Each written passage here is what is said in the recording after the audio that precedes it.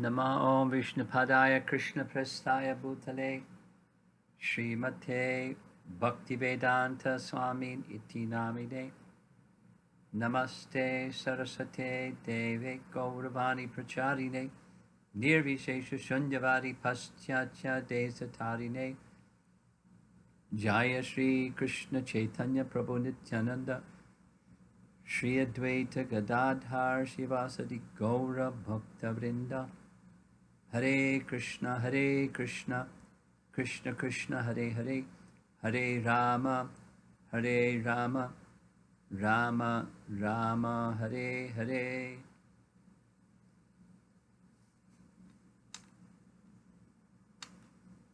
It's a great honor to have been requested by some of Bhakti Charu Swami's disciples to share some words of appreciation for him and encouragement to all of you during these difficult times of his illness, critical illness.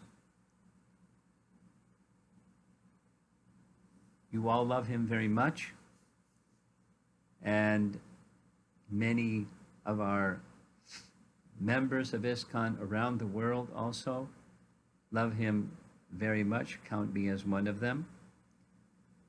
And I thought to share some points that I feel, from my little vantage point, are some outstanding characteristics of Bhakti Charu Swami. I know him as a person who, in his heart of hearts, wants to serve others. I have observed it and have heard him say specifically, when situations arise where some need is being addressed, he immediately begins thinking, what is it that I can do to help serve the devotees? I'll list some of the examples that I have personal direct experience in, but you can also be thinking of your own examples. In our GBC meetings annually, Bhakti Charu Swami would every day at lunchtime invite a substantial number of GBC members and deputies and sannyasis and whatever on different days to come and have a fantastic lunch prepared right there in his quarters by disciples and followers, and gracefully, socially interact with everybody so they feel very much at home. In addition, those quarters that he has in Mayapur would regularly just be a place with privacy in the back room area where some small committees or smaller gatherings of GBC members could discuss confidential topics and feel very much at home and very welcomed. And another example of his enthusiasm to render some service has to do with accommodating sannyasis and others that wanted to go to Mayapur. So he arranged with Chaitanya Das, many of you are familiar with who he is, professor, to stay at his home, and then in the evening some arrangement to go from his home in Calcutta, which is very near to the airport, to Mayapur.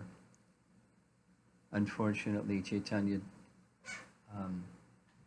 left his body, and subsequently another couple, not so far from the Calcutta airport, I stayed at their home with Ramai Swami several times, just as a service to the Vaishnavas. As I'm sure you all know, I've also been aware of his repeated enthusiasm to find ways for Grihastha devotees to have gainful employment amongst other Grihastha devotees. One of those undertakings was the casting of Prabhupada Murtis and making of altars. The central New Jersey temple has Sringasan and altar that Bhakti Charu Maharaj personally helped them arrange, having them made in Ujjain and shipped to the central New Jersey temple. Overall, these are just a few examples of his outstanding quality of always wanting to be in service to others. Another outstanding quality amongst many is his being a leader in teaching Vaishnava etiquette. One of my direct experiences, because for a certain period of time I was also a teacher at the VIHE in Vrindavan. His course on Vaishnava etiquette became like a staple. Once he taught it, I believe more than once, it became like a standard for Vaishnava etiquette training in the VIHE and elsewhere, because his course curriculum covered everything, A to Z. A third, on a personal level, I found a lot of association with Bhakti Charu Swami through discussing philosophy. When philosophy questions would come that I was a little puzzled by, in a standard way, I would bring those questions to him. Of course, depending upon his time and circumstance, he would get back to me. Just anecdotal example of this happened one year in Australia. It was brought to the GBC that one of the Radha Krishna deities, way back even during Prabhupada's time, Krishna's thumb surrounding the flute that Krishna holds broke. And they repaired the thumb, and then it again broke, and then they again repaired and it again broke. And it became one of those things in the yatra in Australia. They wanted the GBC to be involved in deciding what they should do, repair or replace. And there was like a very lively discussion. This is before we had a very active ministry of deity worship.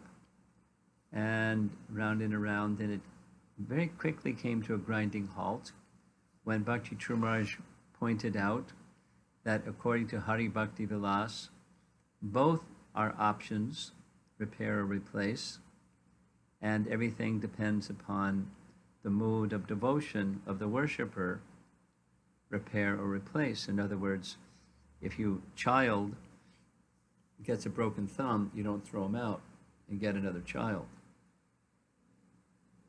So depending upon whether one sees the deity this way or that way, that will determine whether repair or replace.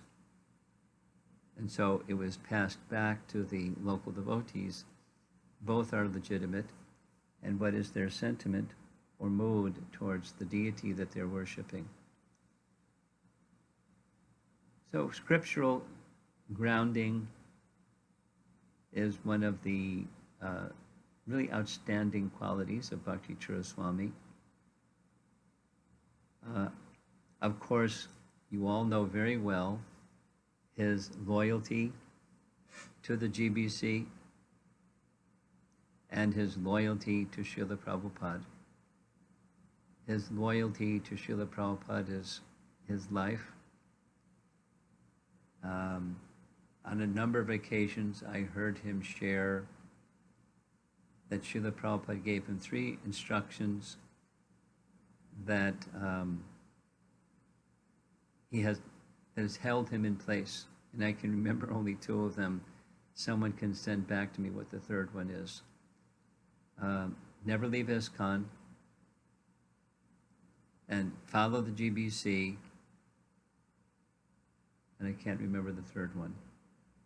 But his loyalty to Prabhupada is outstanding and intense and to the core. Just like someone forwarded to me the video of his talk in Ujjain about deciding to come to the USA, to be in the mood of Srila Prabhupada, not be comfortable, but be in the mood of giving Krishna Bhakti to other parts of the world. And finally, we've had association outside of these formal settings, one of them being his taking part in a yatra that I conducted in Mayapur. I'm including some photos of the two of us sitting together. The background looks like Mamgachi. And in visiting the places of Lord Chaitanya's pastimes, he and I shared the speaking about the places and Lord Chaitanya's activities, and many such wonderful, personal, warm, friendly, enlivening exchanges I have had with Bhakti Charu Maharaj over the years that we've known each other.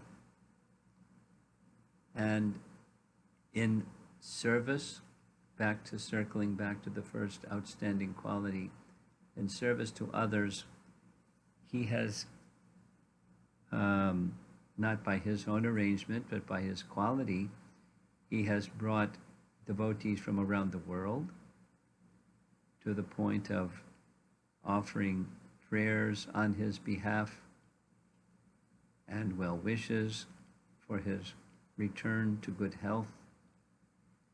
Of course, everything is in Krishna's hands, but the Vaishnava's prayers and well wishes are certainly heard by Krishna. His plan is ultimately going to prevail. But words of encouragement for all of you is, know for certain the good thoughts and well wishes of devotees worldwide are with him. May Krishna hear those words and give us his continued association through passage of time.